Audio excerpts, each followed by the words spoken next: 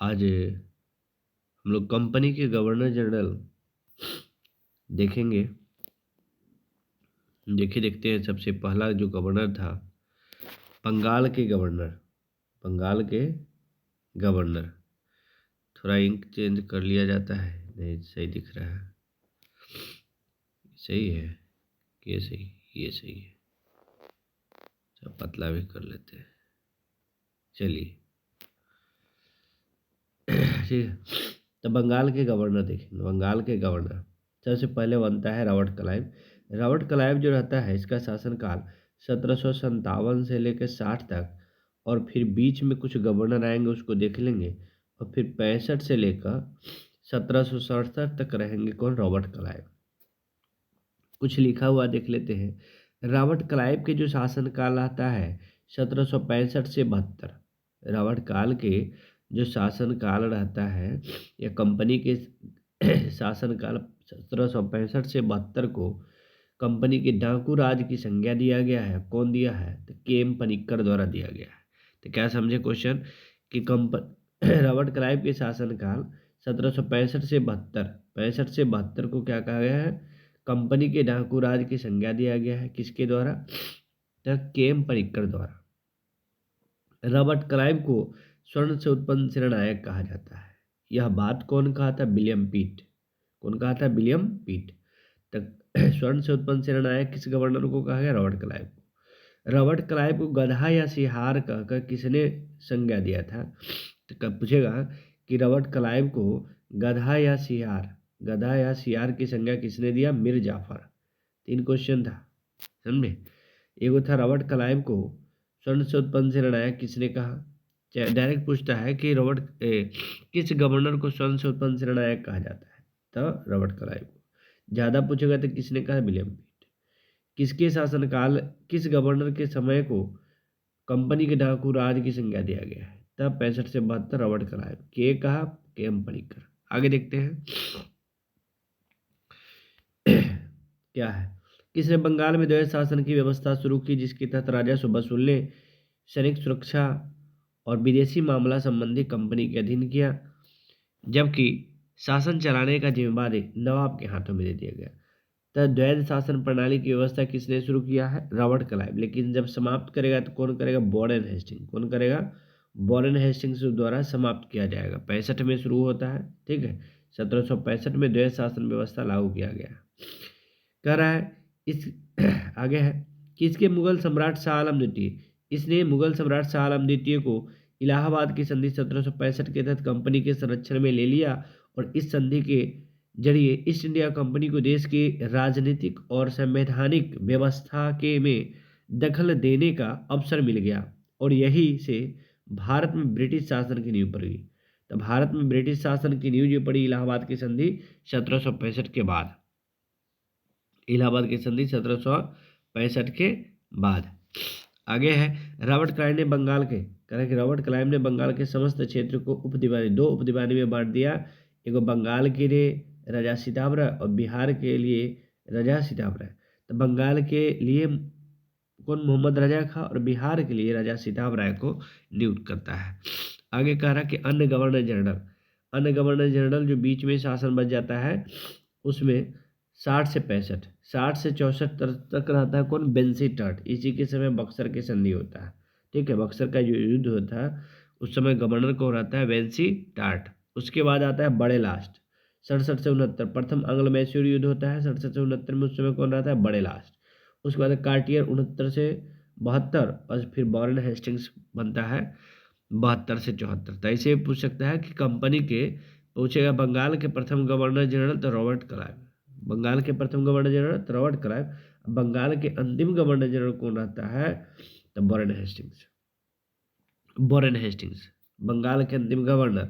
चाहे कहेगा कि कंपनी के अधीन प्रथम गवर्नर जनरल, ये भी वॉरेन हेस्टिंग्स। वॉरेन हेस्टिंग्स से जो क्वेश्चन, बंगाल के अंतिम गवर्नर वॉरेन हेस्टिंग्स, और कंपनी के अधीन गवर्नर जनरल प्रथम तो वॉरेन हेस्टिंग्स। आगे देखिए रेगुलेटिव 1773 के अनुसार बंगाल के गवर्नर को अब अंग्रेजी क्षेत्र का भी गवर्नर जनरल कहा जाने लगा। जो बंगाल के गवर्नर होता था उसको अंग्रेजी गवर्नर जनरल कहा जाने लगा 1773 के रेगुलेटिंग एक्ट के तहत। इसका कार्यकाल 5 वर्ष का निर्धारित किया गया। मद्रास बम्बई के गवर्नर के अधीन कर दिया गया, और इसको मद्रास और बम्बई के गवर्नर को अधीन कर दिया गया, बंगाल के गवर्नर मतलब कंपनी के गवर्नर के अंतर्गत। इस प्रकार भारत में कंपनी के अधीन प्रथम गवर्नर जनरल वॉरेन हेस्टिंग्स 1774 से लेकर 1785, 1774 से लेकर 1785। आगे देखेंगे आगे कह रहा है कि वॉरेन हेस्टिंग, आगे कह रहा है कि वॉरेन हेस्टिंग 1750 ईस्वी में, थोड़ा इसको जूम कर लेते हैं, क्या कह रहा है देखिए कि वॉरेन हेस्टिंग 1750 ईस्वी में कंपनी के गवर्नर, कंपनी के क्लर्क के रूप में कलकत्ता आया, लेकिन अपनी कार्य कुशलता के कारण कासिम बाजार का अध्यक्ष और बंगाल गवर्नर एवं कंपनी के गवर्नर जनरल बन गया। उसके बाद वॉरेन हेस्टिंग के बारे में दे रहा है, अभी क्या हो गया कि कंपनी के प्रथम गवर्नर जनरल बन गया है कौन, वॉरेन हेस्टिंग्स। वॉरेन हेस्टिंग के बारे में देखते हैं। वॉरेन हेस्टिंग्स 1774 1785 कह कि इसने राजकोष सबसे पहले क्या करता है, राजकीय कोषागार को मुर्शिदाबाद से हटा के कहा गया कलकत्ता। तो सबसे पहला काम हो गया वॉरेन हेस्टिंग्स से राजकीय कोषागार को मुर्शिदाबाद से हटा के कलकत्ता ले गया। 1772 ईस्वी में इसने जिले में एक फौजदारी और एक दीवानी अदालत की स्थापना की। जिला में क्या किया कि एक फौजदारी और एक दीवानी अदालत की स्थापना किया। फौजदारी अदालत सदर निजाम अदालत द्वारा निरीक्षित होता था। निजाम द्वारा नियुक्त दरोगा अदालत की अध्यक्षता करता था। दीवानी अदालत में कलेक्टर मुख्य न्यायाधीश होता था। जिला फौजदारी अदालत एक भारतीय अधिकारी के अधीन होता था, जिसकी सहायता के लिए मुफ्ती और एक काजी होता था। कलेक्टर इस न्यायालय के कार्य को देखरेख करता था, कुछ नहीं, ये सब कुछ नहीं याद करना है, आगे बढ़िए। कह रहा है कलकत्ता में एक सदर दीवानी अदालत और एक फौजदारी अदालत की स्थापना किया गया था वॉरेन हेस्टिंग के द्वारा। तो ये चीज़ याद रखिएगा कि वॉरेन हेस्टिंग के द्वारा कलकत्ता में एक सदर दीवानी अदालत, एक फौजदारी अदालत की स्थापना किया गया। सदर दीवानी अदालत कलकत्ता की काउंसिल की सभापति और उसी काउंसिल की 2 सदस्य रायरायन और कानूनगो की सलाह से न्याय करते थे। लोगों के मिलकर उसके से सलाह करके न्याय करने का काम करता था। आयकर की सदर फौजदारी अदालत नायब निजाम, मुख्य काजी और मुफ्ती और 3 मौलवियों की सलाह से न्याय करते थे। जिले की दीवानी और फौजदारी अदालत के मुकदमे अंतिम निर्णय सदर अदालत भेजा जाता था, कुछ नहीं, आगे बढ़िए। करके दीवानी अदालत में जातीय कानून अर्थात हिंदू से संबंधित हिंदू कानून और मुसलमान से संबंधित मुस्लिम कानून देखा जाता था, जबकि फौजदारी अदालत जो था सिर्फ और सिर्फ मुस्लिम कानून को देखता था। तो दीवानी अदालत में दोनों कानून देखा जाता था, लेकिन फौजदारी में सिर्फ मुस्लिम कानून देखा जाता, कुछ नहीं, आगे बढ़िए। 1772 से कोर्ट ऑफ हेस्टिंग ने द्वैध शासन समाप्त कर दिया। देखे थे कि 1765 में द्वैध शासन रॉबर्ट क्लाइव द्वारा लगाया जाता है, वॉरेन हेस्टिंग्स द्वारा समाप्त कर दिया जाता है। इसको एकदम याद रखिए, पूछता है बार बार कि द्वैध शासन व्यवस्था को किसके द्वारा समाप्त किया गया, तो किसके द्वारा किया गया, तो वॉरेन हेस्टिंग्स के द्वारा समाप्त कर दिया गया था। कह रहा कि कंपनी में बंगाल, बिहार, उड़ीसा के प्रांत में शासन व्यवस्था के उत्तरदायी संभालने का आदेश दिया गया। वॉरेन हेस्टिंग्स दोनों उपदीवान, जो एक बंगाल के लिए एक बिहार के लिए, ठीक है, बंगाल के लिए कौन था, मोहम्मद रजा खां, और बिहार के राजा सीताराम राय, दोनों को समाप्त कर दिया। 2 पद जो नियुक्त करता है रॉबर्ट क्लाइव, दोनों पद को समाप्त कर दिया। आगे कह रहा कि 1772 में वॉरेन हेस्टिंग्स 1772 में वॉरेन हेस्टिंग्स ने एक नई भू राजस्व पद्धति लागू किया, जिसे इजारदारी प्रथा, याद रखिएगा कि इजारदारी प्रथा किसके द्वारा शुरू किया जाता है, वॉरेन हेस्टिंग्स के द्वारा। इस पद्धति को अपनाने का मुख्य उद्देश्य अधिक भू राजस्व वसूलना, क्या था, अधिक भू राजस्व वसूलने के लिए इजारदारी प्रथा व्यवस्था शुरू किया जाता है। कह कि इसमें पंचवर्षीय ठेके व्यवस्था थी और इसके अंतर्गत उच्च न्यायालय उच्चतम बोली लगाने वाले को लगान वसूलने का अधिकार मिला। जो ज़्यादा बोली लगाया कि हम इतना वसूल कर देंगे, उसको यह लगान लगाया जाता था, कि जैसे बोली लगता था, जैसे गाड़ी का बोली कैसे लगता है, जो ज़्यादा दाम देगा उसी तरह जो ज़्यादा वसूल करेगा उसको हाथ में देगा। यही था इजारदारी प्रथा के अंतर्गत। कहा कि हेस्टिंग ने नवाब की देखभाल के लिए एक मिर्जाफर की विधवा मुन्नी बेगम को ठीक है, बेगम को उसके संरक्षक नियुक्त करता है। 1775 में मुन्नी बेगम को हटाकर मोहम्मद रजा खां को नवाब के रक्षक नियुक्त कर दिया जाता है। फिर यहाँ पे देखिए थोड़ा सा बहुत अच्छा टर्म होगा यहाँ पे, इसको डब्बा को याद रखना है, ठीक है, डब्बा को याद रखना है। देखिए पढ़ते हैं। 1776 में मनुस्मृति का अंग्रेजी में अनुवाद एक कोड ऑफ जेंटू लॉज के नाम से किया जाता है। किस नाम से? एक कोड ऑफ जेंटू लॉज के नाम से मनुस्मृति का अनुवाद किया गया। कौन करता है? William Jones. कौन करता है? याद रखिए, विलियम जोन्स। तो मनुस्मृति का 1776 में अंग्रेजी में अनुवाद किसके द्वारा किया गया था? किस नाम से? तो ए कोड ऑफ जेंटू लॉज। पूछता है कि ए कोड ऑफ जेंटू लॉज के नाम से किस पुस्तक का अंग्रेजी में अनुवाद किया गया? तो मनुस्मृति का। कौन किया? William Jones. कौन किया? William Jones. कौन किया? William Jones. आगे है विलियम विल्किंस ने 1785 में भगवत गीता का अंग्रेजी में अनुवाद किया और 1789 में अभिज्ञान शुक्लम का अंग्रेजी में अनुवाद करने वाला व्यक्ति विलियम जोन्स था। तो भगवत गीता का अंग्रेजी में अनुवाद 85 में विलियम विल्किंस, लेकिन कहेगा अभिज्ञान शुक्लम का अंग्रेजी में अनुवाद 1789 में कौन करता है? William Jones. फिर से पढ़ते हैं, ठीक है। तो 1776 में मनुस्मृति का 1776 में मनुस्मृति का अंग्रेजी में अनुवाद ए कोड ऑफ जेंटू लॉज से विलियम जोन्स करता है। फिर भागवत गीता आता है। भागवत गीता पर का 1785 में विलियम विल्किंस द्वारा किया जाता है भागवत गीता। फिर आता है अभिज्ञान शुक्लम। अभिज्ञान शुक्लम का 1789 में विलियम जोन्स द्वारा अंग्रेजी में अनुवाद किया गया है। इतना पढ़ लिए। आगे थोड़ा और फिर जान लीजिए जो लिखा हुआ है बुक। इधर आइए। ऋग्वेद का अंग्रेजी में अनुवाद। ऋग्वेद का अंग्रेजी में अनुवाद कौन किया है? Max Muller. कौन किया है? Max Muller. लिख लीजिएगा आप लोग कि ऋग्वेद का अंग्रेजी में अनुवाद कौन करता है? Max Muller. रामायण का अंग्रेजी में अनुवाद कौन किया था? तो आर्यट ग्रिफ्थ। कौन किया था? RTH ग्रिफथ। ठीक है, सर्च मार लीजिएगा कि कौन किया था? RTH Griffith. RTH ग्रिफ्थ करता है रामायण का।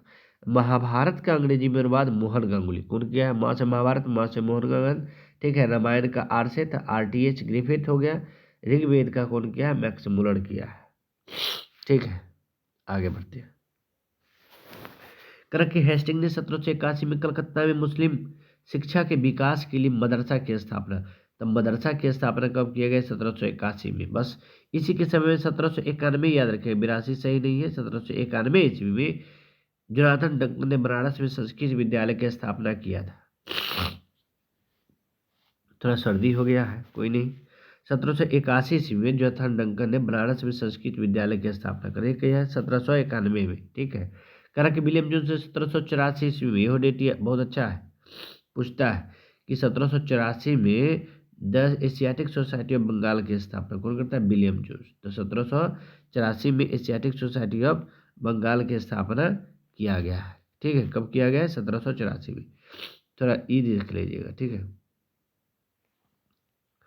ठीक है, थोड़ा सा ये देख लीजिए, ये कि 1804 में कब किया गया? देखिए कि 1804 ईस्वी में बम्बई में एशियाटिक सोसाइटी ऑफ बम्बई। तो एशियाटिक सोसाइटी ऑफ बम्बई कहा गया था 1804 में, एशियाटिक सोसाइटी ऑफ लंदन कहा गया था 23 में, अब बंगाल कहा गया था 1784 में। तीन हो गया, यही फिर से एकदम सही है। तब बंगाल कहेगा एशियाटिक सोसाइटी ऑफ बंगाल तो 1784, एशियाटिक सोसाइटी ऑफ बम्बई तो 4, बम्बई 4, लंदन 23 हो गया। आगे बढ़ते कह रहा है कि इसने मुगल सम्राट को मिलने वाले 26 लाख रुपया, 26 लाख जो रुपया मिलता था वॉरेन हेस्टिंग्स के द्वारा समाप्त कर दिया गया। कह इसी के काल में 1780 से भारत का पहला समाचार पत्र द बंगाल गजट प्रकाशित होता है। कौन करता है? James Hicky. James Hicky. तो वॉरेन हेस्टिंग्स के काल में पहला समाचार पत्र प्रकाशित होता है। कौन सा प्रकाश पत्र होता है? The Bengal gazette. किसके द्वारा? जेम्स हिकी द्वारा। आगे करके इसी के समय में रेगुलेटिंग एक्ट 1773 के तहत 1774 में कलकत्ता में एक उच्चतम न्यायालय की स्थापना की गई। ठीक है, जिसका कलकत्ता का ही सुनवाई करना था। कलकत्ता से यदि बाहर का सुनवाई सुनने के लिए दोनों पक्ष राजी होता था तो कलकत्ता के बाहर के सुनवाई को भी सुना जाता था। कब सुना जाता? जब दोनों पक्ष सहमत होने पर कलकत्ता से बाहरी क्षेत्र का भी सुनवाई सुना जाता था। कह रहा है कि कलकत्ता में जो सर्वोच्च न्यायालय उच्चतम न्यायालय की स्थापना हुआ ओकर प्रथम न्यायाधीश जो बनी थी कौन बनी थी? सर एलिजा एम्बे, जिसे 1782 में इस्तीफा देना पड़ा था। 1782 में सर एलिजा एम्बे को क्या पड़ता है कि इस्तीफा देना पड़ता है। क्योंकि हेस्टिंग ने बंगाली ब्राह्मण नंद कुमार, वॉरेन हेस्टिंग्स ने बंगाली ब्राह्मण रहता है नंद कुमार, नंद कुमार पर झूठा आरोप लगाकर उसको न्यायालय में फांसी की सजा दिवा देती है। इसीलिए सर एलिजा एम्बे को 1782 ईस्वी में त्यागपत्र देना पड़ता है। आगे करा कि आंग्ल मराठा युद्ध 1775 से 82 में प्रथम आंग्ल मराठा युद्ध होता है। उसके बाद द्वितीय आंग्ल मैसूर युद्ध 80 से 84 में होता है। वॉरेन हेस्टिंग के समय में होता है। किसके समय में लड़ा गया था? वॉरेन हेस्टिंग के समय में लड़ा गया था। थोड़ा सा एकदम देखिए आगे, तो थोड़ा सा यहाँ पे देख लेंगे जो आंग्ल हुआ है 1785 से 82 प्रथम, दूसरा हुआ है 1803 से 5 ठीक है, दूसरा आंग्ल मराठा। तीसरा आंग्ल मराठा युद्ध जो हुआ है 1817 से 19, तीन गो मराठा युद्ध हुआ है 1775 से 82, 1803 से 5, 1817 से 19, तीन गो आंग्ल मराठा युद्ध हुआ है। लेकिन इसके समय में जो वॉरेन हेस्टिंग के समय में हुआ है 1775 से 82, ठीक है। आकर देखते हैं आगे कह रहा है कि आंग्ल मराठा युद्ध 1775 से 82 हुआ ना, किस संधि के तहत समाप्त हुआ था? सालाबाई की संधि 1782। द्वितीय आंग्ल मराठा युद्ध जो हुआ था 80 से 84, तो यह किस संधि के तहत समाप्त हुआ था? मंगलौर की संधि के तहत। ठीक है, क्लियर। आगे बढ़ते हैं। Pitt's India act 1784। Pitt's India act direct पूछता है कि पिट्स इंडिया कब पारित होता है? 1784। इस समय वॉरेन हेस्टिंग्स ही रहता है। इसी के समय में 1782 ईस्वी में कोड ऑफ रिवेन्यू, 1782 में कोर्ट ऑफ रेवेन्यू की स्थापना होता है। ठीक है, आगे करा कि हेस्टिंग ने संपूर्ण लगान करा कि हेस्टिंग ने संपूर्ण लगान के हिसाब से देखभाल के लिए एक भारतीय राजा सीताब रायन की नियुक्ति की। इस पद को प्राप्त करने वाला भारतीय दुर्लभ राय का पुत्र राजवल्लभ था। इस पद पर आसीन होने वाला प्रथम व्यक्ति कौन था? तो राय दुर्लभ। पिट्स इंडिया 1784 ईस्वी का विरोध में इस्तीफा देकर जब वॉरेन हेस्टिंग फरवरी 1785 में इंग्लैंड पहुंचा तो बर्क द्वारा उस पर महाभियोग लगा दिया गया था। ये चीज़ याद रखिएगा कि किस गवर्नर पर महाभियोग लगाया जाता है? तो वॉरेन हेस्टिंग पर। किसके द्वारा लगाया जाता है? तो बर्क नामक एक व्यक्ति रहता है, उसके द्वारा महाभियोग लगाया जाता है। ठीक है, किसके द्वारा? तो बर्क द्वारा।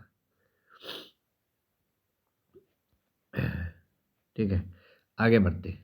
कहा कि 1795 में इसे आरोप से मुक्त कर दिया जाता है। कोई नहीं, नोट थोड़ा देख लीजिए क्या है कि थोड़ा सा नोट्स देखना है। ठीक है, नोट्स को देखिए थोड़ा कि 1786 ईस्वी में 1786 ईस्वी में 1786 ईस्वी में हेस्टिंग के जाने के पश्चात लगान परिषद की स्थापना किया गया। 1786 में लगान परिषद कब बना है? 1786 में।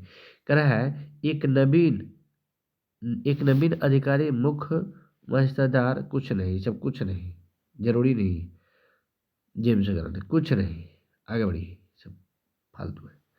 ये जानिए सुरक्षा प्रकोष्ठ जरूरी है कि सुरक्षा प्रकोष्ठ की नीति किसके द्वारा, इसी को घेरे की नीति या रिंग फेंसी पॉलिसी कहा जाता है, वॉरेन हेस्टिंग्स के द्वारा लगाया जाता है। तो सुरक्षा प्रकोष्ठ की नीति या घेरे की नीति किसके द्वारा लागू किया गया? वॉरेन हेस्टिंग्स के द्वारा। आगे बढ़ते हैं।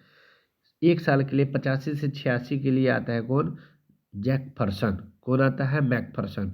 सर जॉन मैकफरसन आता है 1785 से 86 अस्थायी गवर्नर जनरल के रूप में। जरूरी नहीं, आगे देखिए कर्नवालिस को याद करना है। 1786 से लेकर 1793 और फिर बीच में गैप रहेगा 1805 में आएगा। ठीक है, 1786 से 93 तक याद रखिए आता है कौन? कर्नवालिस। करके इसके समय में जिले के समस्त अधिकारी कलेक्टर के हाथ में दे दिया गया। ई लाएगा कौन? इस्तेमरारी बंदोबस्त या इसी को अस्थायी बंदोबस्त कहेंगे। ठीक है, देखते हैं। इसने भारतीय न्यायाधीशों को युक्त जिला में फौजदारी अदालत को समाप्त कर दिया। जिला में फौजदारी अदालत को समाप्त कर उसने 4 भ्रमण करने वाली अदालत की स्थापना की। याद रखिएगा कि 4 गो भ्रमण करने वाली अदालत की स्थापना करता है, जिससे 3 गो बंगाल के लिए, 1 गो बिहार के लिए। कर्नवालिस 1793 ईस्वी में प्रसिद्ध कर्नवालिस कोड लाता है, जिसको शक्ति के पृथक्करण सिद्धांत पर आधारित है। ठीक है, कर्नवालिस कोड लाते हैं कोड, ठीक है, कर्नवालिस कोड लाते हैं। ये किस सिद्धांत पर आधारित रहता है? तो शक्ति के पृथक्करण सिद्धांत पे आधारित रहता है। आगे कह रहा है कि 1793, आगे कह रहा है कि 1793 ईस्वी में एक विनियोग द्वारा जिला के कलेक्टर को उसकी न्यायिक शक्ति से वंचित कर दिया गया और केवल संग्राहक अभिकर्ता के नाम के रूप में रखा गया। आगे कह रहा कि पुलिस कर्मचारियों के वेतन में वृद्धि के साथ ही ग्रामीण क्षेत्रों में पुलिस अधिकार प्राप्त अधिकार जमींदार को इस अधिकार से वंचित कर दे। कुछ जरूरी नहीं। आगे देखिए, कंपनी के कर्मचारी को व्यक्तिगत व्यापार पर प्रतिबंध लगा दिया कि कोई भी आदमी जो होगा क्या करेगा, व्यक्तिगत व्यापार नहीं करेगा। आगे कह रहा कि जिला में पुलिस थाना की स्थापना कर एक दरोगा को इंचार्ज बना दिया गया। आगे देखिए,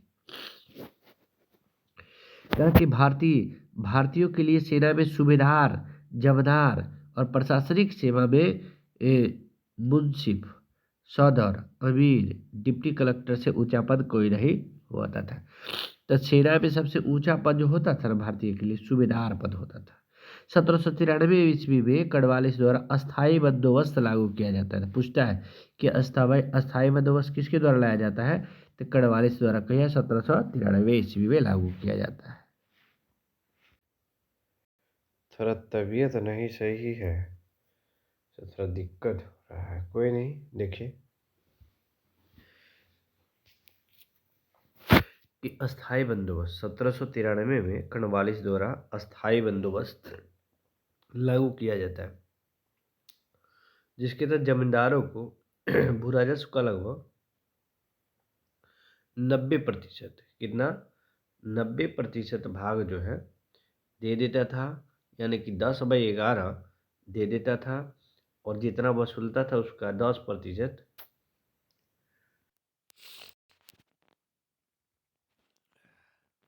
तो क्या देखें कि प्रतिशत भाग वसूल के सरकार को दे देता था, कंपनी को दे देता था। 10% यानी कि 1/11 भाग अपने पास रखता था। क्योंकि अस्थायी बंदोबस्त की योजना कौन बनाया था? सर्जन शोर ने बनाया था, और लागू करता है कौन? तो कर्नवालिस। ठीक है, तो स्थायी बंदोबस्त की योजना किसका था? सर्जन शोर को। इसे बंगाल, बिहार, उड़ीसा, बनारसी तथा मद्रास के कुछ उत्तरी भाग में लागू किया गया था। आगे करके इसे ने करा कि जिसने जमींदारी भू राजस्व की दर तय करने के लिए स्वतंत्र था। इसमें नियत तिथि पर राजस्व का भुगतान नहीं करने पर जमींदार को से जमींदार हटा दिया जाता था, जमींदारी हटा दिया जाता था। करा कि भू राजस्व वसूलने तथा अन्य दो शाखाएं थी। एगो था रैयतबाड़ी व्यवस्था, एगो महलबाड़ी व्यवस्था। तो कहेगा पूरा जो टोटल लगाया गया था, 3 तरह के भू राजस्व वसूलने की पद्धति था। एगो अस्थाई बंदोबस्त था, और एक राजस्व रैयतबाड़ी, एगो महलबाड़ी। तो राजस्व अस्थाई बंदोबस्त में देखें कि 1793 ईस्वी में लागू किया जाता है। पूछेगा अस्थाई बंदोबस्त सबसे पहले कहाँ लागू होता है? बंगाल, याद रखिएगा। अस्थाई बंदोबस्त सबसे पहले कहाँ लागू होता है? बंगाल में। और ये अस्थाई बंदोबस्त योजना किसका था? सर्जन शोर को। लागू कौन करता है? तो कर्नवालिस द्वारा लागू किया जाता है।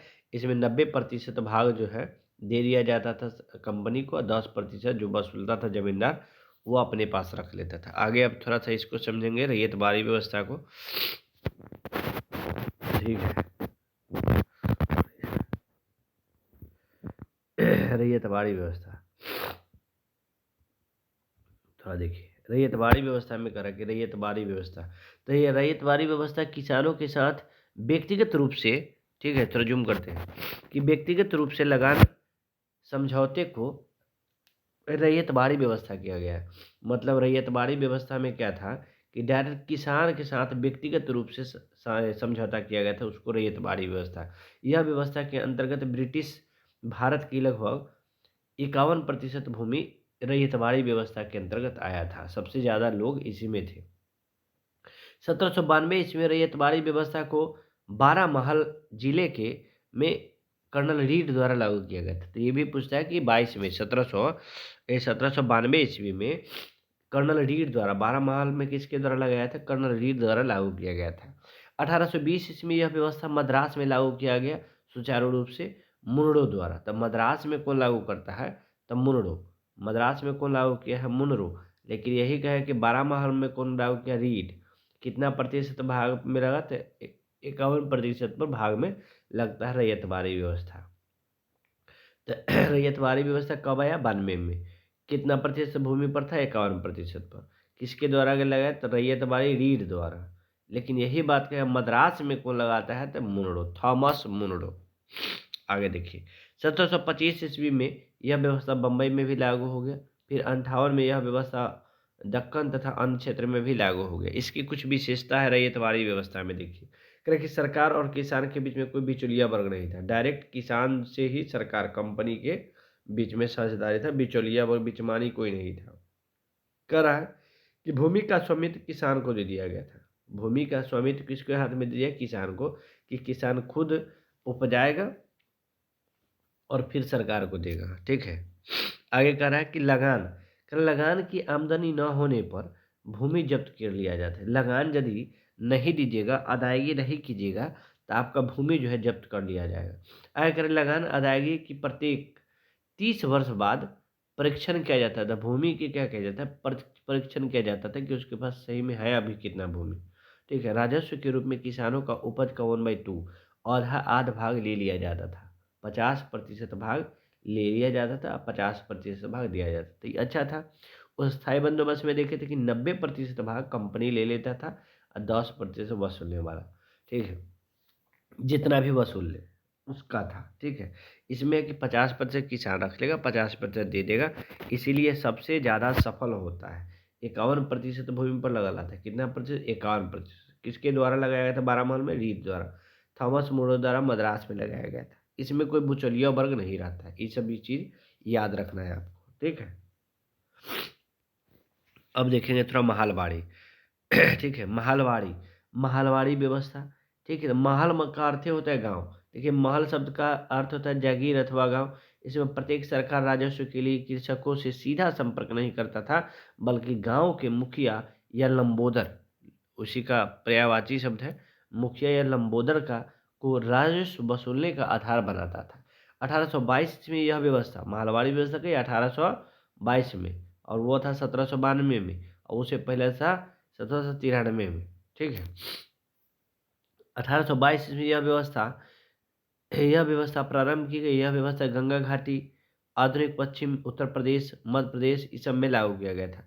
तो महलवाड़ी में सबसे पहले ये सब कुछ नहीं, आप महलवाड़ी में याद रखिएगा, सबसे पहले 1822 में आया, और सबसे पहले पंजाब में, ये सब नहीं। सबसे पहले कहाँ लागू होता है महलवाड़ी, पंजाब में। कहाँ, पंजाब में।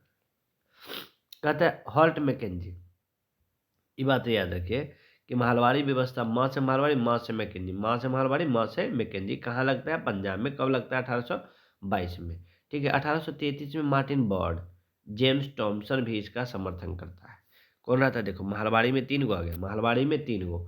MJ मैकेंजी, आप याद रखिए, MJ मैकेंजी, तो मैकेंजी से तो मैकेंजी होगा, M से होगा मार्टिन, और J से हो जाएगा बर्ड। मार्टिन बर्ड कौन है वो, देखो, MJ, MJ क्या था, MJ मैकेंजी, MJ मैकेंजी। ठीक है, देखिए, मैकेंजी से मैकेंजी हो गया ये। जे से जेम्स टॉमसन, जेम्स टॉमसन हो गया, जेम्स टॉमसन। M से मार्टिन बर्ड, मैकेंजी मार्टिन, जैसे जेम्स टॉमसन, 3 व्यक्ति, MJ मैकेंजी। ठीक है, तो महलवाड़ी व्यवस्था 1822 में सबसे पहले कहाँ, पंजाब में। 3 चीज़ याद रखना है, महलवाड़ी व्यवस्था कहाँ, 1822 में। कहाँ सबसे पहले, उत्तर प्रदेश में। इनमें 3 व्यक्ति रहते हैं, Mackenzie, Martin, Bird. Mackenzie, Martin और जेम्स टॉमसन। इसमें भी आधे आधा ले लिया जाता है, 50%। इसके बारे में देखिए, एक जगह दिए हुए तीनों के बारे में। ठीक है, तो सबसे ज़्यादा सब जमींदारी या इसी को अस्थाई बंदोबस्त या इस्तेमरारी कहा जाता है, या सूर्यास्त कानून के नाम से भी जाना जाता है, अस्थाई बंदोबस्त की। यह 19% पर लगता है, यह 51 पर रही है तबारी, और महलवाड़ी जो है 30% पर। ठीक है, आगे है रैयतवाड़ी अस्थाई बंदोबस्त, जो सबसे पहले लगता है बंगाल में। रैयतवाड़ी सबसे पहले कहाँ लगता है, मद्रास में। रैयतवाड़ी सबसे पहले मद्रास में, और महलवाड़ी बताया हम आपको पंजाब में। महलवाड़ी हम आपको कहाँ बताया, पंजाब में। ठीक है, तो बंगाल, मद्रास और पंजाब याद रखिएगा। अस्थायी बंदोबस्त 19, ये 51 रैयत बाड़ी और ये 30% भाग को। अब इस समय योजना कौन बनाता है देखिए, इसमें है कौन अस्थायी बंदोबस्त में तो कर्नवालिस, और योजना कौन सबसे पहले तैयार किया जेम्स सर जॉन्स, कौन किया था जॉन्स। और इसमें रैयत बारी में र से रैयत र से रीड थॉमस थॉमस मुनरो दूगो था, रीड और मुनरो कौन था, रीड और मुनरो। लेकिन महलवाड़ी में एमजे मैकेंजी लिखा है, देखिए मैकेंजी है, ठीक है, मार्टिन बॉर्ड था और जेम्स टॉमसन था, है ना। कह रहा कि कर्नवालिस को नागरिक सेवा के जनक कहा जाता है। कर्नवालिस को क्या कहा जाता है, नागरिक सेवा के जनक कहा जाता है, किसको, कर्नवालिस को। लेकिन यही बात कह दे नीचे लिखल देखिए, न्यायिक सेवा के जनक किसे कहते थे, बॉर्डन हेस्टिंग्स। न्यायिक सेवा के जनक, थोड़ा सा भी अंतर थोड़ा सा ही लग रहा है। न्यायिक सेवा पूछता है कि न्यायिक सेवा के जनक किसे कहा जाता है, तो बॉर्डन हेस्टिंग्स को। लेकिन नागरिक सेवा के जनक किसे कहा जाता है, कर्नवालिस को। तो नागरिक सेवा और न्यायिक सेवा, न्यायिक वाला बॉर्डन हेस्टिंग्स, नागरिक वाला कर्नवालिस। आगे देखेंगे सर्जन शोर 1893 से 98 तक रहता है, 1793 से 1798 तक। अहस्तक्षेप नीति अपनाता है। 1795 ईस्वी में एगो नियम आता है, बंगाल नियम 21, इसमें नवजात कन्या को हत्या पर रोक लगाया जाता है। आगे है बेलेजली 1798 से 1805 तक रहेगा बेलेजली। देखिए करके सहायक संधि, सबसे अच्छा क्वेश्चन इसका यही है कि सहायक संधि पद्धति की शुरुआत किसके समय में किया जाता है, तो बेलेजली द्वारा किया जाता है। सहायक संधि पद्धति की शुरुआत कौन किया है, बेलेजली में। लेकिन सबसे पहले सहायक संधि का प्रयोग बेलेजली से पहले कौन व्यक्ति किया था, तो डुप्ले। दोनों क्वेश्चन याद रखना है। सहायक संधि के जनक भी कहे गया था डुप्ले को, सहायक संधि के जनक कहे या कहे सबसे पहले कौन जारी करता है, सहायक संधि शुरू करता है डुप्ले। लेकिन यह सहायक संधि भारत में कौन शुरू किया था, तो बेलेजली। भारत में सहायक संधि बेलेजली, भारत में सबसे पहले बेलेजली, लेकिन कहेगा बेलेजली से पहले सहायक संधि के कौन शुरू करता है, डुप्ले। आगे देखते हैं सहायक संधि के बारे में। देखिए सहायक संधि को अपनाने वाले राज हैं, ठीक है। तो एक बेर ऐसे लिखेंगे, हम तब पेशवा बनवे, आ जाएगा सब, हम त अब पेशवा बनवई, ठीक है, सब आ जाएगा। ह से देखिए हैदराबाद, म से मैसूर, त से तंजौर, हमता, अ से अवध, अवध से अवध, पेशवा से पेशवा, ठीक है। ब से देखिए फिर आ जाएगा बरार, ठीक है, भ से भोसले, ठीक है। हम तब पेशवा बनवई, ये सब आ जाएगा, ठीक है। कब आ जाएगा सहायक संधि स्वीकार करने वाला, ह से हैदराबाद, म से मैसूर, ह म, त से तंजौर, अवध से अवध, पेशवा से पेशवा, हम तब पेशवा बनवई, ठीक है। ये 98-99 से शुरू सहायक संधि लागू होता है 1798 में। यह लागू होता है सहायक संधि 1798 में। तो सबसे पहले ये 97 देखिए, 98, तो 98, 99, 99, 98, 99, 1801, ठीक है, देख लीजिए। उसके बाद कौन है सहायक संधि करने वाले राज्य में कुछ और है, जोधपुर राजस्थान के सवाई, जयपुर, मच्छर, बंदीपुर, ये सब। आप ऊपर से 4 को याद रखें, सजाने के लिए देता है। हम तब पेशवा बनवई, ठीक है। उसके बाद बरार आ गया, पेशवा, बहुत से बरार आ जाएगा, फिर भोसले आ जाएगा, ठीक है, सिंधिया और अन्य राज आ जाएगा। कह रहा कि इंदौर के होलकर ने सहायक संधि को स्वीकार नहीं करता। बहुत अच्छा क्वेश्चन है, भी है एकदम, कि इंदौर के होलकर जो रहता है सहायक संधि को स्वीकार नहीं करता है, ठीक है, नहीं करता है। इधर गया, आगे देखिए। कह रहा कि टीपू सुल्तान चतुर्थ आंग्ल मैसूर 1799 में मारा जाता है। इसी के शासनकाल में 1804 ईस्वी में नियम 3 के तहत शिशु वध को हत्या कानून के अपराध दंड, कुछ नहीं, आगे बढ़िए। खाली याद रखिए टीपू सुल्तान के में मैसूर में मारा जाता है, चौथी में 1799 में। आगे देखिए कह कि इसी ने 1800 में नागरिक सेवा की भर्ती किए जाने के युवकों को प्रशिक्षण के लिए फोर्ट विलियम कॉलेज, तो फोर्ट विलियम कॉलेज की स्थापना जो होता है बेलेजली के समय में होता है, कहीं होता है 1800 में, ठीक है। यहाँ 1854 ईस्वी तक अंग्रेजी को शिक्षा दिया जाएगा भारतीय भाषा में, ठीक है। अंग्रेजों को भारतीय भाषा में शिक्षा दिया जाएगा फोर्ट विलियम कॉलेज में 1854 तक। 1800 में बना है, 1854 तक शिक्षा दिया जाएगा। उसके बाद देखिए 1806 ईस्वी में 1806 ईस्वी में भारत भेजे, जो भारत, इंग्लैंड से जो भारत लोग आते थे, उसको प्रशासनिक शिक्षा, अधिकारियों की शिक्षा प्रशिक्षण के लिए इंग्लैंड के हेलेवरी में एक ईस्ट इंडिया कॉलेज खोला जाता है। जो भारत आएगा ना, उनको प्रशिक्षित करने के लिए हेलेबरी में एक ईस्ट इंडिया कॉलेज खोला जाता है, कहीं 1806 में। नवयुक्त प्रशासनिक अधिकारियों को वर्ष, मतलब यह इसलिए खोला जाता है कि भारत आने से पहले उसको भारत में नॉलेज होना चाहिए कि भारत में कहाँ जाएंगे तो कैसे लूटना है भारत को, इसके बारे में उसको शिक्षा दिया जाता था हेलेबरी में। ईस्ट इंडिया कॉलेज की स्थापना जो हेलेबरी में होता है, कहीं 1806 में। जो इंग्लैंड के व्यक्ति आएंगे भारत में, उसको यहाँ के बारे में बताया जाता था। कहा कि स्वयं बंगाल का शेर कहते थे, कौन? बेरेजली। कहा कि लॉर्ड कॉर्नवालिस 1805 में दूसरा कार्यकाल शुरू होता है, परंतु शीघ्र ही मृत्यु हो जाता है और इसको गाजीपुर में दफना दिया जाता है। तो लॉर्ड कॉर्नवालिस का जो समाधि स्थल है कहाँ पड़ता है? गाजीपुर में, उत्तर प्रदेश के गाजीपुर में।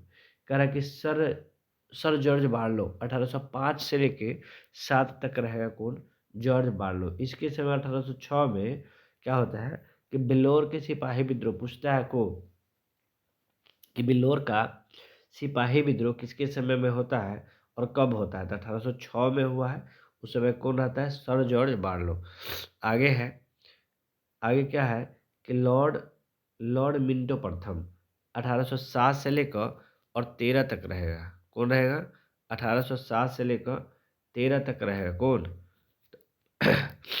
मिंटो मिंटो रहेगा 1807 से 13। इसके समय में रणजीत सिंह और अंग्रेज के बीच में 25 अप्रैल 1909, 25 अप्रैल 1809 ईस्वी को अमृतसर की संधि होता है। कहीं आता है अमृतसर की संधि? 1809 में। 25 अप्रैल 1809 में अमृतसर की संधि होता है। इसका मध्यस्थता कौन निभाता है? तो मेटकॉफ। माँ से मध्यस्थता, माँ से मेटकॉफ। रणजीत सिंह और मिंटो के प्रथम में, ठीक है, मिंटो प्रथम के समय में रणजीत सिंह और मेटकाफ के बीच में अमृतसर की संधि होता है। और इसी के समय में एक चार्टर एक्ट आता है 1813। मिंटो के समय में क्या होता है?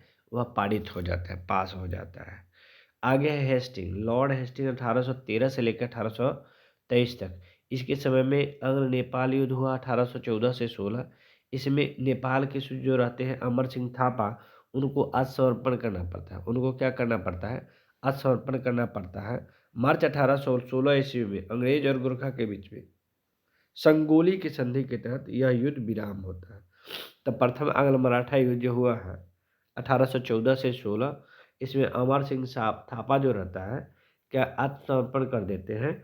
और प्रथम आंग्ल नेपाल युद्ध जो हुआ है यह किस संधि के तहत समाप्त हुआ? तो प्रथम आंग्ल नेपाल युद्ध तथा संगोली की संधि के तहत। संगोली की संधि कभी? 1816 में। डायरेक्ट तो पूछता है कि संगोली की संधि कब हुई? 1816 में। इसके काल में पिंडारियों का दमन, पूछता है कि पिंडारियों का दमन कौन करता है? तो लॉर्ड हेस्टिंग्स। ऑप्शन में आपको वॉरेन हेस्टिंग्स भी मिलेगा और Lord Hastings.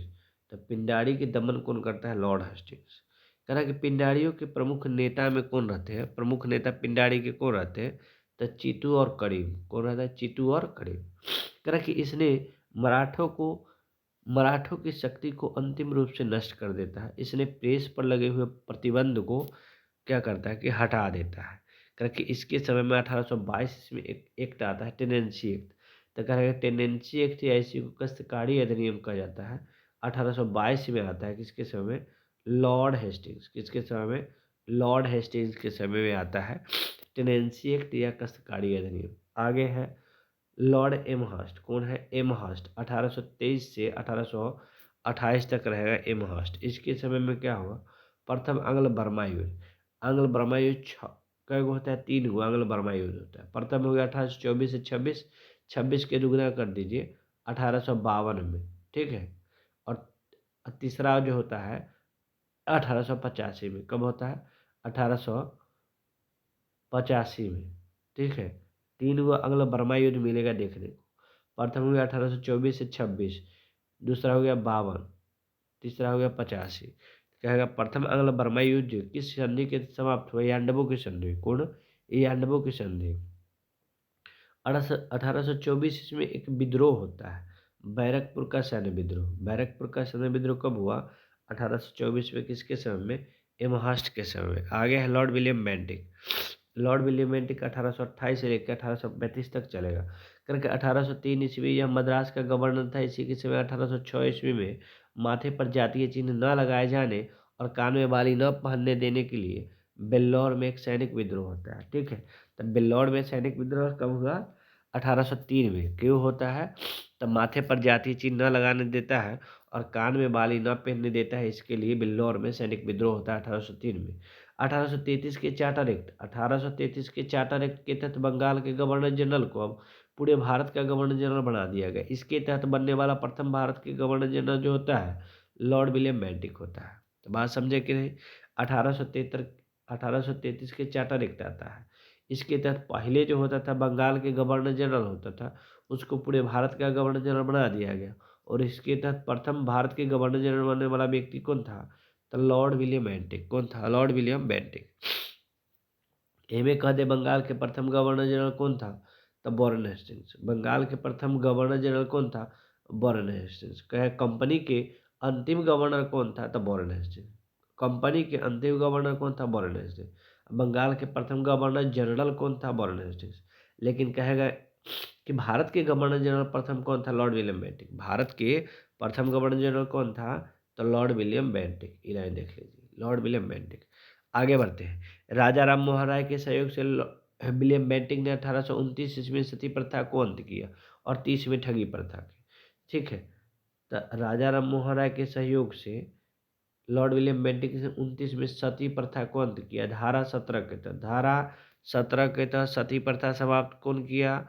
Lord William Bentinck. कहिया किया? 29 में। आगे कहा कि अकबर और मराठा भी सती प्रथा को रोकने का प्रयास किया, बट हुआ नहीं। विलियम बेंटिक ने कर्नल सलीमन के सहयोग से 1930 में ठगी प्रथा को समाप्त कर दिया। और ठगी जो लोग थे देवी काली की पूजा किया करते थे, कुछ नहीं।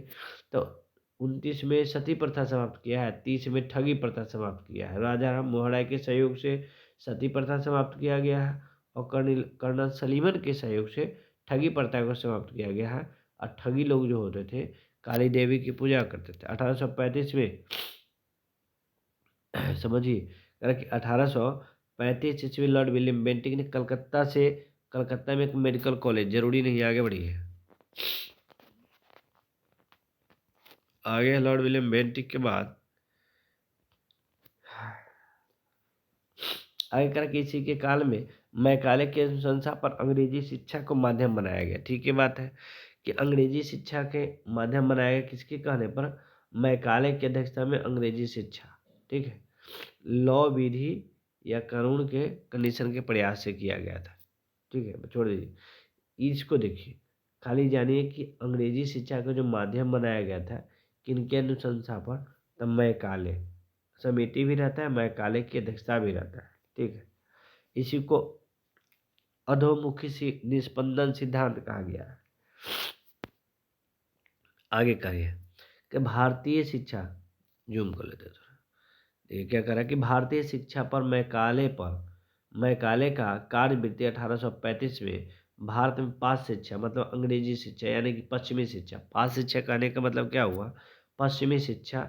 ठीक है, या अंग्रेजी शिक्षा को प्रारंभ किया गया, या अंग्रेजी शिक्षा को प्रारंभ किया गया 1835 में।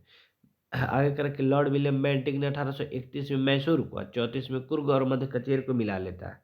लॉर्ड विलियम बेंटिक जो है 31 में मैसूर को और 34 में मध्य कचेर और कुर्ग को मिला लेता है। ठीक है, आगे कह रहा कि इसने भारतीय को उत्तरदायी पदों पर नियुक्त किया। इसके समय भारतीयों को प्रदान किया गया उच्चतम से उच्चतम पद जो था सदर अमीन का था, और उसका वेतन जो होता था तनख्वाह 700 रुपया होता था। आगे कह रहा है इसने कहा कि इसके समय में कंपनी के 1833 के चार्टर एक्ट द्वारा यह निश्चित किया गया था कि धर्म जाति रंग भेदभाव के आधार पर कोई भी कंपनी में आएगा ना, उससे प्रतिबंध नहीं किया जाएगा। धारा 87 है और एक्ट कहेगा था 1833। जो कोई भी व्यक्ति कंपनी में यदि आता है तो उस पर कोई मूल जाति रंग भेदभाव नहीं किया जाएगा। ये धारा 87 में है और चार्टर एक्ट कहेगा 1833 के चार्टर एक्ट में था। आगे कह रहा है कि इसने शिशु बलि हत्या पर प्रतिबंध लगा दिया था। शिशु बलि हत्या पर प्रतिबंध लगा देता है कौन? William Bentinck. आगे है मेटकाफ, चार्ल्स मेटकाफ। कह रहा कि इसने अपने 1 वर्ष के कार्यकाल में प्रेस से पर नियंत्रण हटा दिया था। मेटकाफ आता है तो इसको चार्ल्स मेटकाफ को प्रेस के मुक्तिदाता के नाम से जाना जाता है। प्रेस के, याद रखिएगा कि प्रेस के मुक्तिदाता के नाम से किसे जाना जाता है? मुक्तिदाता किसे कहा जाता है? प्रेस के मुक्तिदाता किसे कहा जाता है? मेटकाफ को मुक्तिदाता, मुक्तिदाता कहा जाता है किसको? मेटकाफ को। प्रेस के मुक्तिदाता किसे कहा जाता है? मेटकाफ को।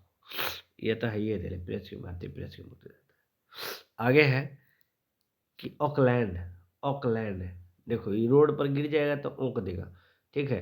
तो रोड की मरम्मत करा इसी के समय में होता है, और जब ओंक देगा तो उस समय उतना डेवलप नहीं रहता है। तो कहता है कि जाए जो इंग्लैंड से और डॉक्टरी पहाड़ा पहाड़ के वही जो तो ऑकलैंड 36 से 42 में देखिए जीटी रोड की मरम्मत करवाया। कर के आंग्ल मराठा युद्ध, आंग्ल अफगान युद्ध, कौन है? आंग्ल अफगान युद्ध 39 से 42, आंग्ल अफगान युद्ध 39 से 42। 39 में से कलकत्ता से दिल्ली तक जीटी रोड का मरम्मत करता है। 2 चीज याद रखिए, ऑकलैंड ओके कैसे रोड पर गिर गया, रोड खराब था तो एक मरम्मत करवा दिया। उसके बाद ओक दिया, डॉक्टर नहीं था तो कहा कि जाइए डॉक्टरी की शिक्षा लेके आवई जो ब्रिटेन की संसद, ठीक है, ब्रिटिश से लंदन पढ़ने के लिए सबको भेज देते हैं। 2 चीज इसका महत्वपूर्ण है ऑकलैंड के, 36 से 42 रहता है। एलन ब्रो कहता प्रथम आंग्ल अफगान युद्ध समाप्त। प्रथम आंग्ल अफगान युद्ध की शुरुआत जो हुआ था, इससे अगला कौन आया था भाई? ऑकलैंड, ऑकलैंड के समय में शुरुआत हुआ है, ठीक है, लेकिन समाप्त हुआ है किसके समय में? तो एलन ब्रो के समय। सिंध को अगस्त 1843 सिंध विजय, ठीक है, 1843 इसमें पूर्ण रूप से ब्रिटिश में मिला लिया गया। सिंध विजय के श्रेय जो जाता है नेपियर को जाता है। नेपियर का यह कथन था कि वह अफगानी तूफान की पूछ थी, ये चलते हम जीत लिए। वह अफगानी तूफान की पूछ थी, इसीलिए हमने जीत लिया। तो सिंध विजय का श्रेय जो जाता है नेपियर को जाता है। सिंध पर कब विजय पाता है? तो 1843 में। दास प्रथा उन्मूलन, दास प्रथा उन्मूलन इसी के समय में होता है धारा 5 के तहत। एलन ब्रो, दास प्रथा के अंत 43 में एलन ब्रो। आगे बढ़िए, रविवार के दिन की छुट्टी एलन ब्रो 1843 में। तो 3 चीज हो गया, दास प्रथा के अंत, सिंध विजय 43 में, और रविवार की छुट्टी 1843। लॉर्ड हार्डिंग 1844 से लेकर 1848 तक रहेगा हार्डिंग।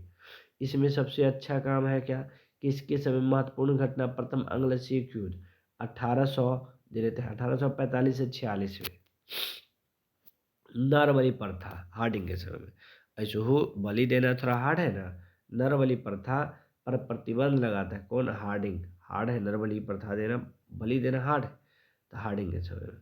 प्रथम आंग्ल सिख युद्ध जो होता है यही 1845 से 46 में। आगे है डलहौजी 1848 से लेकर 56, 1848 से 56 तक कौन रहेगा? डलहौजी। द्वितीय आंग्ल सिख युद्ध 1848 से 1849 तथा पंजाब का ब्रिटिश शासन में विलय 49 में। तब पंजाब को ब्रिटिश शासन में मिला लिया जाता है कहीं 1849 में। जगत प्रसिद्ध सिख राज का प्रसिद्ध हीरा कोहिनूर महारानी विक्टोरिया को भेज दिया जाता है।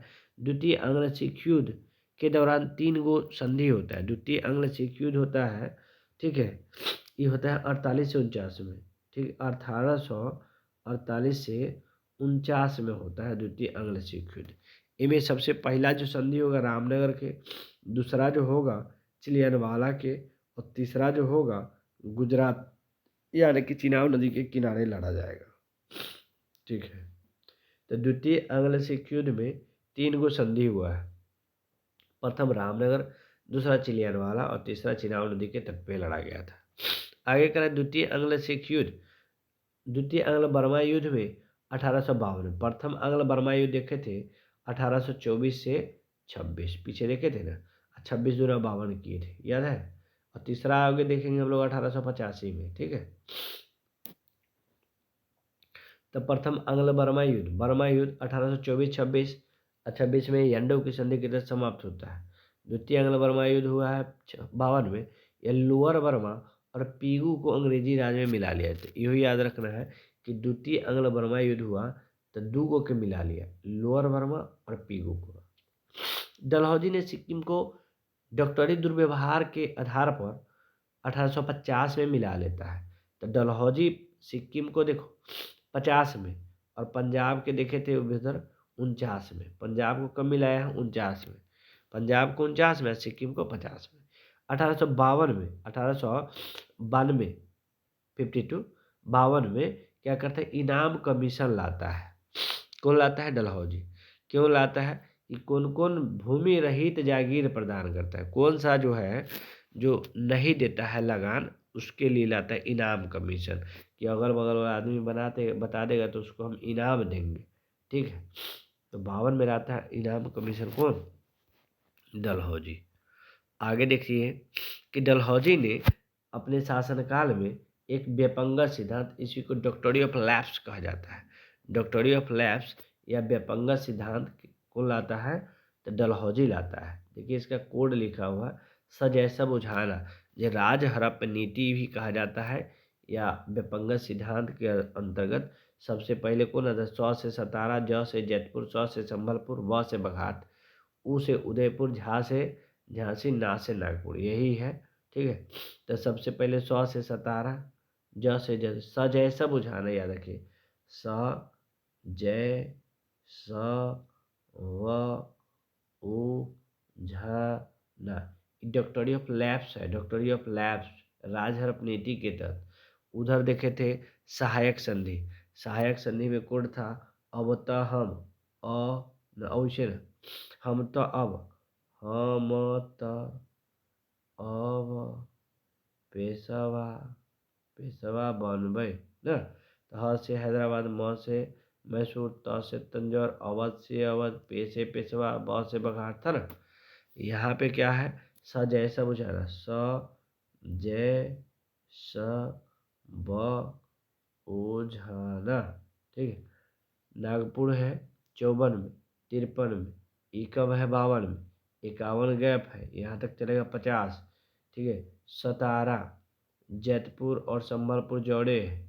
ठीक है, ठीक है, ये बघाट है 50 में, ये 49 में।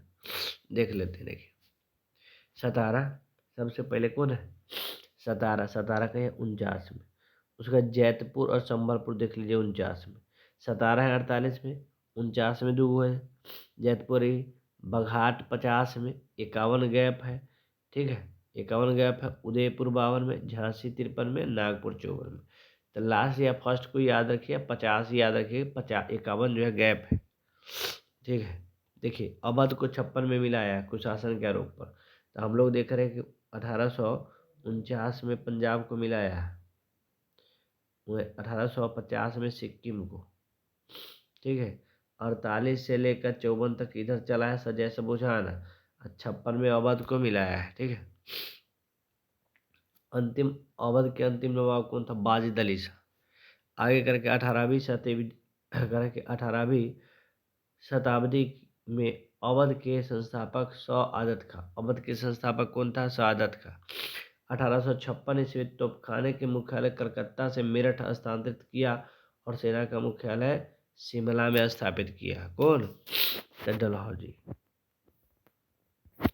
शिक्षा संबंधी सुधार के लिए 1854 में एक योजना लाता है, वुड डिस्पैच। वुड डिस्पैच योजना कब लाता है? 1854 में डलहौजी द्वारा शिक्षा में सुधार के लिए। इसके अनुसार जिलों में एंग्लो वर्नाकुलर पेश स्कूल, प्रमुख नगरों में सरकारी कॉलेज करा है कि लॉर्ड कैनिंग के समय में 1857 लॉर्ड कैनिंग के समय में 1857 ईस्वी में 3 प्रेसिडेंसी, कलकत्ता, मद्रास और बम्बई में एक विश्वविद्यालय। तो विश्वविद्यालय अधिनियम कहीं आया 1857 में, 1857 में आया, और इसके तहत तीनों प्रेसिडेंसी में एक विश्वविद्यालय बना है। एक 54 में, 57 में क्या बना है? विश्वविद्यालय बना है। ठीक है, 62 में एक आयोग आएगा तो उसमें क्या बनेगा? उसमें उच्च न्यायालय बनेगा। ठीक है, फिर कह रहा कि डलहौजी ने भारत में रेलवे की जनक कहा जाता है। इसके समय में सबसे पहला जो ट्रेन चलता है 16 अप्रैल 1853 में मुंबई से थाने 34 किलोमीटर ट्रेन चलता है। फिर करा कि 1824 में नया पोस्ट ऑफिस एक्ट डलहौजी के समय में आता है और सबसे पहले टिकट भी प्रचलन करता है। तो पोस्ट ऑफिस एक्ट और टिकट 54 में डलहौजी द्वारा। आगे कह रहा है कि पृथक रूप से भारत में पहली बार सार्वजनिक निर्माण विभाग पीडब्ल्यूडी को ही कहा जाता है। सार्वजनिक निर्माण विभाग की स्थापना डलहौजी 1854 में करता है।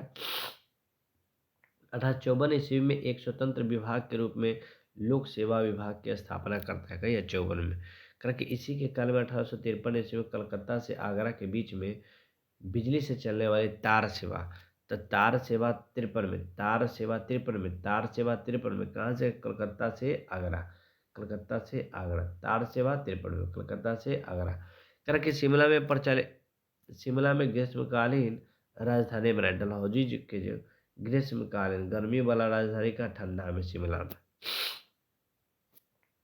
करके 1853 के चार्टर एक्ट के तहत के द्वारा कंपनी के संचालक मंडल में कंपनी के प्रशासनिक अधिकारी नियुक्ति का अधिकार वापस ले लिया गया और 1853 में यह अधिकार नियुक्त किया गया। और प्रतियोगिता परीक्षा मतलब कहने का मतलब ये है कि कंपनी में प्रशासनिक अधिकारी जो भी बनेगा ना उसका नियुक्ति का आधार बनाया गया। अब होगा एग्जाम, 53 में यह अधिकार दिया गया और 55 में प्रथम एग्जाम होता है। प्रथम एग्जाम जो होता है सिविल सेवा के कहिए 55 में, ठीक है। कहेगा रविंद्रनाथ टैगोर जो है रविंद्रनाथ टैगोर पहले भारतीय थे जो 1863 ईस्वी में लंदन में सिविल सेवा परीक्षा में सफलता प्राप्त करते। कहिए 1863 में करके 1822 ईस्वी में इलाहाबाद और लंदन दोनों समय याद रखिएगा कि 1922 ईस्वी में इलाहाबाद और लंदन दोनों स्थानों पर साथ साथ सिविल सेवा परीक्षा आयोजन किया गया था। कैसे कैसे? साथ साथ एक ही पेपर से 1922 में इलाहाबाद का पेपर और लंदन का पेपर सेम होगा और टाइमिंग भी दोनों का सेम होगा। 10 बजे तो यहाँ तो 10 बजे यहाँ, ठीक है। तो इसका कहानी सुन गए कि मतलब प्रथम जो सिविल सेवा परीक्षा की शुरुआत 1853 के चार्टर एक्ट के तहत कहा गया कि भारत में होगा और 1855 में प्रथम एग्जाम होता है सिविल सेवा के और एक साथ कहा कि क्वेश्चन होगा जैसे इलाहाबाद में हो वैसे लंदन। तो 1922 से यह काम शुरू हुआ। डलहौजी ने नरबली प्रथा को रोकने का भी प्रयास किया था। बहुत आदमी किया है, नहीं हुआ।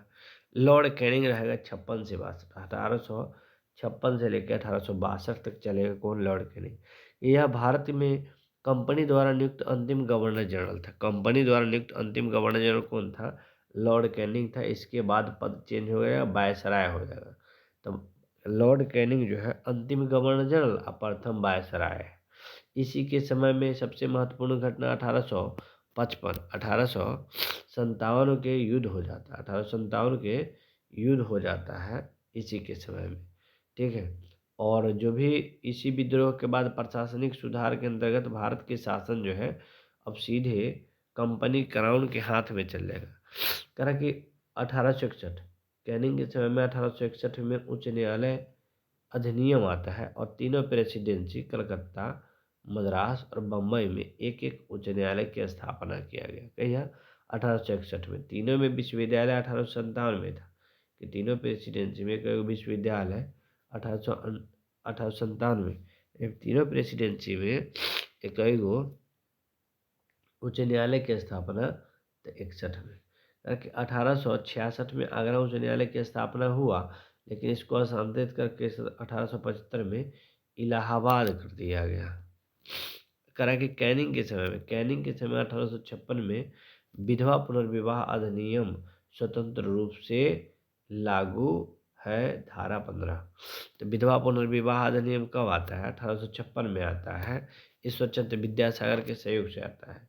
याद रखिएगा, ईश्वरचंद्र विद्यासागर की रिपोर्ट से आता है, ठीक है। विधवा पुनर्विवाह लॉर्ड कैनिंग के समय में धारा क्या है? विधवा पुनर्विवाह में 15 गो धारा है। आगे है कि बच्चों को वैध माना गया और पहली बार अनुसूचित करा कि पहली बार विधवा विवाह में कलकत्ता में 7 दिसंबर 1856 ईस्वी को ईश्वरचंद्र विद्यासागर अपनी देख रेख में अपना बेटा का शादी करवाता था। विधवा पुनर्विवाह तब ना कोई करेगा। 1856 में एक पैतृक संपत्ति अधिनियम आता है। इसके कारण यह निश्चित किया गया कि कोई धर्म परिवर्तन करेगा तो उसका पैतृक संपत्ति से वंचित नहीं किया जाएगा। यह था पैतृक मतलब उत्तराधिकार अधिनियम कहिए या पैतृक संपत्ति अधिकार अधिनियम कहिए। 1856 में कोई धर्म परिवर्तन करता है तो उसका पैतृक संपत्ति से वंचित नहीं किया जाएगा। हालांकि 1857 में कैनिंग के समय में ही महालेखा परीक्षक का सृजन किया गया। तो प्रथम महालेखा परीक्षक का सृजन जो हुआ है कैनिंग के समय में हुआ है। कि नियंत्रक महालेखा परीक्षक कहलाता है। ठीक है, उसी को महालेखा परीक्षक को वर्तमान समय में नियंत्रक मतलब कैग कहते हैं हम लोग। भारत शासन अधिनियम 1958 भारत शासन अधिनियम 1958 के तहत मुगल सम्राट के पद जो थे वह समाप्त कर दिया गया। 1958 के मुगल पद के समाप्त कर दिया गया। मैकाले द्वारा प्रकाशित करा है कि मैकाले द्वारा प्रतिरूपित दंड संहिता 1858 ईस्वी में कानून बना दिया गया। दंड संहिता का यह 1858 में कानून बना दिया गया तथा 1859 ईस्वी में यह अपराध विधान संहिता लागू किया गया।